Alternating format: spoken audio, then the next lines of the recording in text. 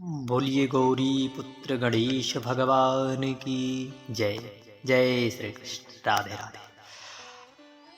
आप सभी को पता हो कि तिथियों में, विशेष तिथियों पर हम सभी भक्तजन उस तिथि की व्रत की कथा को सुनने का क्रम रहता है। तो इसी क्रम में, इसी श्रृंखला को आगे बढ़ाते हुए आज हम सभी भक्तजन, जो भी माताएं, जो भी भाई बहन, आज शनिवार के दिन प्रदोष का व्रत करते हैं। प्रदोष का व्रत भगवान देव देवेश्वर महादेव को यह व्रत समर्पित है और मां पार्वती को, और शनिवार का दिन तो भगवान शनिदेव को समर्पित।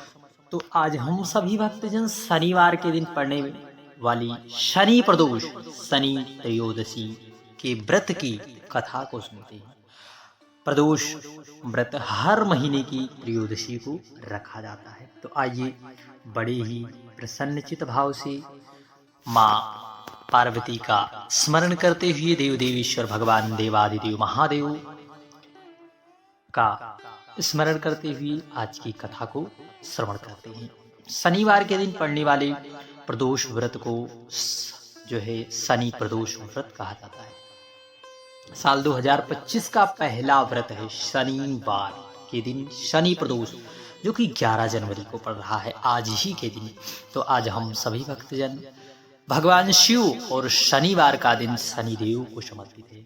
मान्यता है कि शनि प्रदोष व्रत में भगवान शिव, मां पार्वती और भगवान शनिदेव की पूजा करने से साधक के जीवन में सुख समृद्धि आती है। बोलिए जय शनिदेव। साथ ही साथ तमाम परेशानियों से छुटकारा मिलता है। शनि प्रदोष के दिन भगवान शिव की पूजा के समय व्रत कथा का पाठ किया जाता है। वही पाठ आज हम सभी भक्तजन बड़े ही निष्ठा भाव से, दृढ़ता भाव से एकाग्रचित होकर भगवान की छवि को मन मस्तिष्क हृदय में बसाते हुए कथा को श्रवण करते हैं।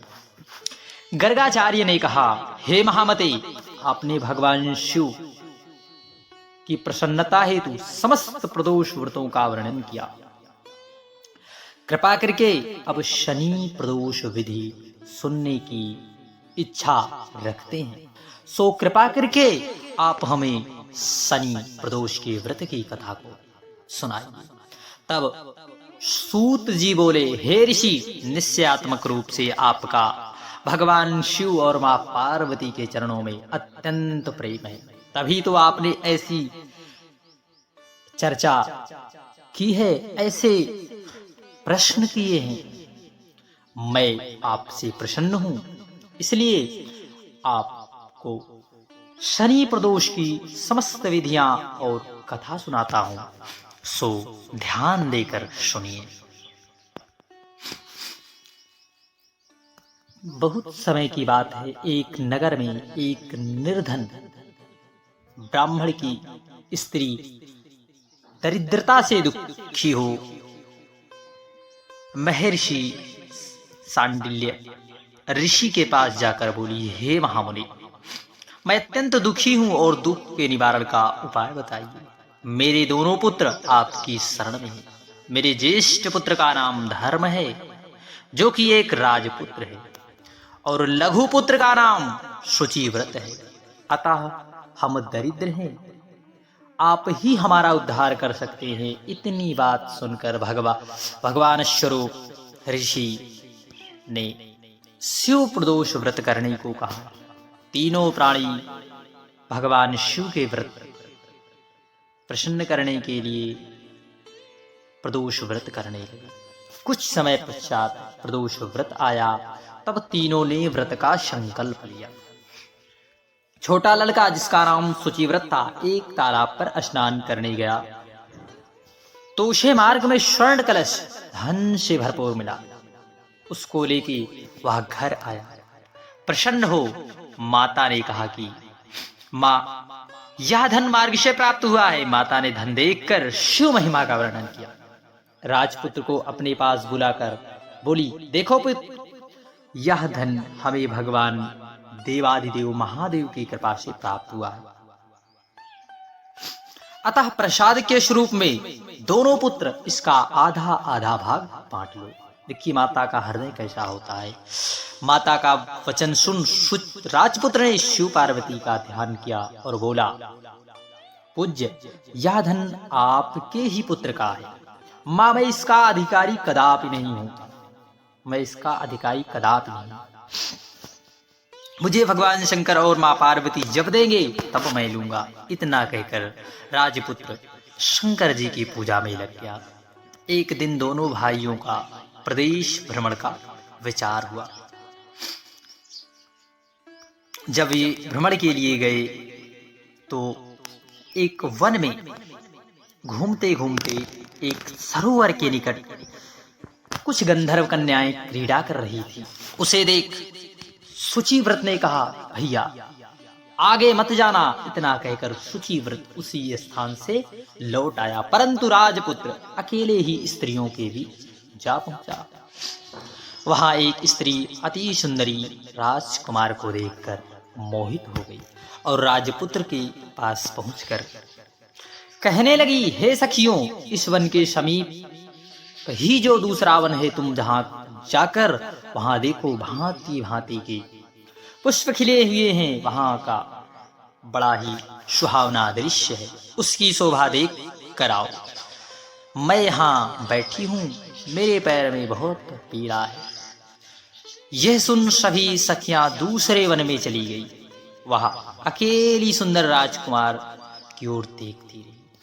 इतना सुंदर, इधर राजकुमार भी कामुक दृष्टि से निहारने लगा। युवती बोली, आप कहाँ रहते हैं?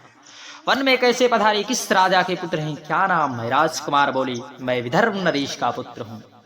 आप अपना परिचय दें। युवती बोली, मैं विद्राविक नामक गंधर्व की पुत्री हूँ। मेरा नाम अंशुमति है। मैंने आपके मन स्थिति को जान लिया है, अतः आप मुझ पर मोहित हैं। विधाता ने तुम्हारा संयोग मिलाया है। युवती ने मोतियों का हार राजकुमार के गले में डाल दिया। राजकुमार हार को स्वीकार करते हुए बोले, हे बद्री, मैं अपना प्रेमोपहार स्वीकार कर लिया हूँ, लेकिन मैं निर्धन हूँ। राजकुमार के इस वचन को सुनकर गंधर्व कन्या बोली कि मैं जैसे कह चुकी हूं वैसा ही करूंगा, अब आप अपने घर को जाएं। इतना कहकर वह गंधर्व कन्या सखियों से जा मिली। घर जाकर राजकुमार ने शुचिव्रत को सारा वृतांत कह सुनाया। जब तीसरा दिन आया तो वह राजकुमार शुचिव्रत को लेकर उसी वन में जा पहुंचा। वह गंधर्वराज अपनी कन्या को लेकर आ पहुंचे। इन दोनों राजकुमारों को देख आशंदे कहा कि मैं कैलाश गया था। वहां भगवान शंकर ने मुझे कहा कि धर्मगुप्त नाम का राजपुत्र है, जो इस समय राज्य विहीन निर्धन है, मेरा परम भक्त है। हे गंधर्वराज, तुम उसकी सहायता करो। मैं महादेव की आज्ञा से इस कन्या को आपके पास लाया हूं, आप इसका निर्वहन करें। मैं आपकी सहायता कर आपको गद्दी पर बैठा दूंगा। इस प्रकार गंधर्वराज ने कन्या का भी विधिवत विवाह कर दिया। विशेष धन सुंदर गंधर्व कन्या को पाकर राजपुत्र अति प्रसन्न हुए। भगवत कृपा से वह समयोपरांत अपने शत्रुओं का दमन करके सुख का भोग करने लगे। तब एक दिन उसे अपनी बुजुर्ग माँ की याद आई, पालनकर्ता माँ की। तब उन्होंने उस माँ को जो है